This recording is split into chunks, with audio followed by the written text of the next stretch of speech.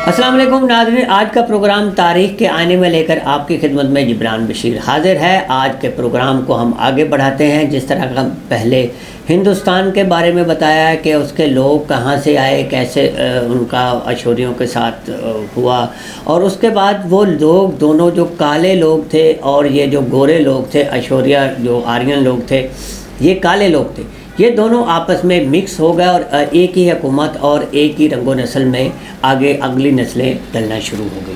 تو ناظرین، جب یہ ملک اس میں ہندوستان میں مشہور ہو گئے، آریہ یعنی میدی اور میڈی لوگ اسرائیلی جلاوطنیوں سے کافی عرصہ پہلے یعنی ملک خراسان اور اس کے آس پاس کے علاقوں میں آباد تھے، اور نینوا کے اشوریوں کے ماتحت ایک کمزور اور بہت ہی پسماندہ زندگی گزارتے تھے۔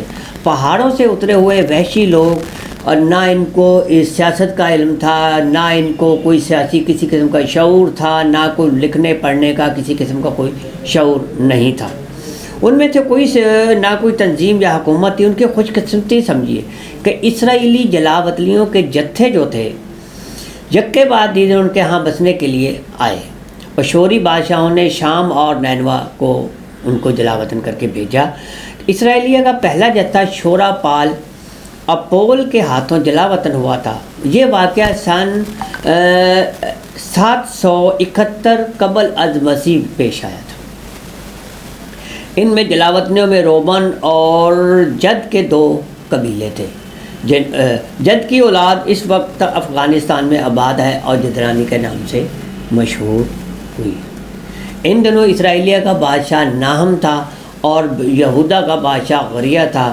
اس کے بعد بھی بنی اسرائیل کے جلاوطن کا یہ سلسلہ جاری رہا، جو اس وقت سے 180 سال کے بعد بخت نصر کے ہاتھوں بیت المقدس کی تباہی پر ختم ہوا، اور ان اسرائیل جلاوطنیوں کی بدولت 700 قبل از مسیح کے بعد آریہ لوگ بھی میں لکھنے پڑھنے کا رواج شروع ہو گیا، یعنی کہ یہ لوگوں کو جو ان کے اندر رسے بسے اور ان سے سیکھنا شروع کیا، تو پھر یہ آریہ لوگوں کے پاس علم آنا شروع ہو گیا۔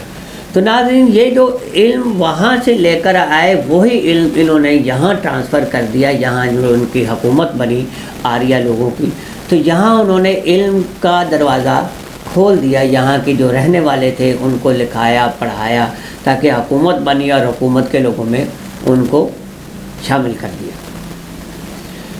تو الغرض ان کے آنے سے میدی یعنی آریہ لوگوں کو بہت فائدہ ہوا، کیونکہ اس وقت آریوں کی حالت بڑی خراب تھی۔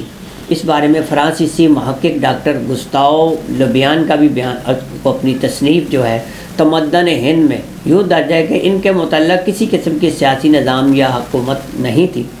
ان کو معاشرتی جو بنیاد تھی وہ اپنے ہی خاندان کے اوپر تھی، کہ جو خاندان کا سربراہ ہوتا تھا وہی سپاہی ہوتا تھا، وہی سب کچھ تمام انتظامات جو قانونی دائرے ہر چیز وہ ایک ہی شخص دیکھ رہا ہوتا تھا جو ایک خاندان کا سربراہ ہوتا تھا۔ اس کے علاوہ ان کے پاس کسی قسم کا شعور نہیں تھا۔